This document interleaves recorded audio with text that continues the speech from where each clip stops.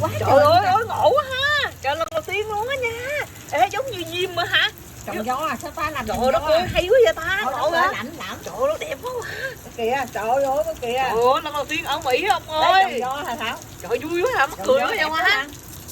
Trời đất ơi ngộ quá Giống như quá. trứng cá vậy ha. Trời ơi ngộ quá ha. Trời đất ơi lần đầu tiên luôn Kìa nha. kìa ngoài đường rồi Trời nó la ơi. làng, thấy nó lạ tao mới la làng lên. Trời đất ơi này lên luôn ghê luôn.